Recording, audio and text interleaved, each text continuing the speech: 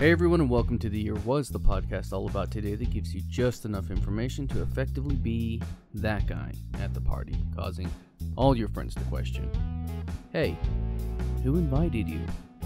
Like, seriously, why are you here?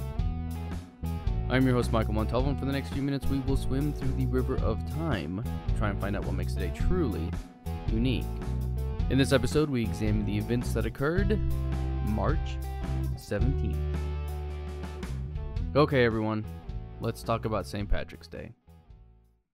When I began doing my many minutes of research on the man, St. Patrick, most of the results were of the day, St. Patrick's. And so it was tricky finding information on just what this episode would be about. As I am not Irish or Catholic, I don't have a strong grasp on what, or rather who, the man was. So that's a great topic for today's episode. What we do know, at least according to Britannica, is that Patrick was born in Britain and at 16 was taken by Irish raiders and put into slavery in Ireland. He spent 6 years as a slave where he found his faith and apparently had a dream that he would escape on a ship, and so he did just that. He returned to Britain where he was eventually reunited with his family, only after a second captivity. Pretty wild stuff, right? He had another dream where a letter was delivered to him, and he heard the call of the Irish people asking for his return. It took some time, but eventually he put his faith in God and went back to Ireland, where he lived in constant fear of being martyred. The Irish were not Christian, and so he had to be careful as to not offend and deal fairly with everyone, a concept I'm sure was strictly adhered to. Nonetheless, he set out to bring Christianity to Ireland. At some point in his life, he wrote his autobiography, the Confessio, and the Letter to Coroticus, before having a vision of an angel appearing to him, saying that he would die at Saul, the site of his first church. The year was 461 AD, and on this day, March 17th, St. Patrick died in Saul, Downpatrick, Ireland. It just occurs to me that I may be mispronouncing some of this. I couldn't find a good pronunciation guide for it, so I'm going to assume I'm right. Wait a minute. What about the snakes? Wasn't there something about snakes, you ask me? Hold on. I'm getting to that. Naturally, as they do, legends began to grow from the stories of the exploits of the lives people live, and St. Patrick was no exception. One of these legends being the snakes. According to legend, while doing missionary work in Ireland, he was attacked by a group of snakes. As Patrick was a man of God, and as snakes represent the devil, he decided the best course of action was to lure the snakes to the ocean and drown them like he was some sort of Disney nature film crew herding lemmings to a cliff. There's a Washington Post article that talks about this, and in addition to Ireland being mostly covered in ice before people began to settle there, and then once they did, they brought their own animals to the land, snakes were most likely never really an issue for the Irish population. In truth, it was probably just a symbol of Patrick bringing Christianity and driving out all of the pagan influences. More than likely, it's just a story. Now that that's been answered, let's talk a bit about St. Patrick's Day.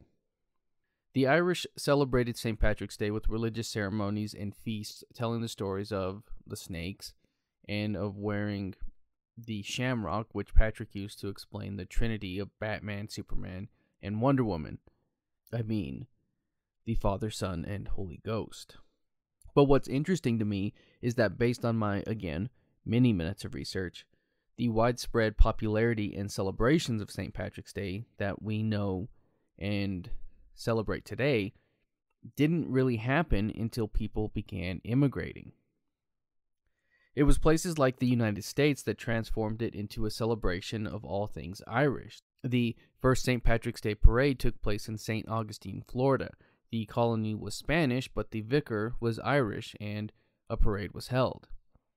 North America saw a rise of these celebrations because of immigrants coming to the country, and it saw cities with large Irish communities and influence, such as Boston, begin to hold their own parades.